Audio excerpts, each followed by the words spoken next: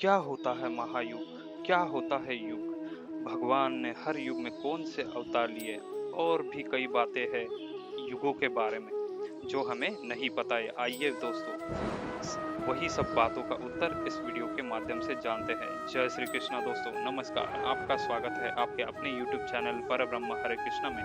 दोस्तों, अगर आप नए हैं तो चैनल को सब्सक्राइब करें, बेल आइकॉन दबाएं और वीडियो पसंद आता है तो लाइक करना ना भूलें।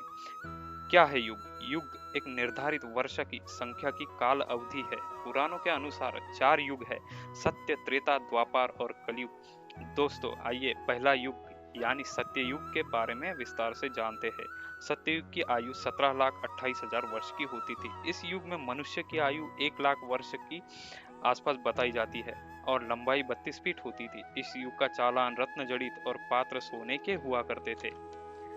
इस युग में धरती पर पाप ही नहीं होता था। पाप की मात्रा 0 और पुण्य की मात्रा 100% होती थी। भगवान ने इस युग में अंशकालीन अवतार लिए, जैसे कुर्म, मत्स्य, वराह और नरसिंह। दोस्तों, यह आपके मन में ये प्रश्न जरूर आया होगा कि पाप की मात्रा अगर 0% थी तो भगवान को अवतार लेने की क्या आवश्यकता पड़ी। दोस्तों, इस प्रश्न का उत्तर हम किसी और वीडियो में जानेंगे। आइए अगला युग देखते हैं, जो है त्रेता युग। सत्य युग की समाप्ति के बाद त्रेता युग का आरंभ हुआ। पुराणों के अनुसार त्रेता युग की आयु 12,96,000 वर्ष की बताई जाती है। इस युग में मनुष्य की लंबाई 21 फीट और आयु 10,000 वर्ष की होती थी।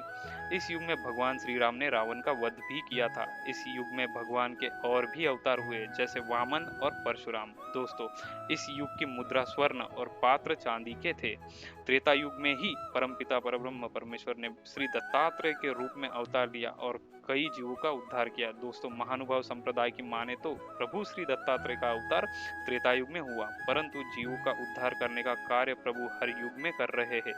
इसके बाद आता है द्वापर युग। इस युग में परमपिता परब्रह्म भगवान श्री कृष्ण ने खुद अवतार लिया और अधर्मियों का नाश करके धर्म की स्थापना की थी। इस युग की आयु 8,64,000 वर्ष की बताई जाती है और इंसान की आयु 1,000 वर्ष और लंबाई 11 फीट की हुआ करती थी। इस युग की मुद्रा चांदी और पात्र तांबे के हुआ करते थे। दोस्तों, द्वापर के अंत के बाद आरंभ होता है कलयुग का, जिसमें हम सब जी रहे हैं। कलयुग की आयु 4,32,000 वर्ष की है, इसलिए इसे सबसे छोटा युग भी कहा जाता है। मनुष्य की आयु 100 वर्ष और लंबाई 5 से 6 फीट की है। इस युग में मुद्रा लोहा और पात्र मिट्टी के हैं।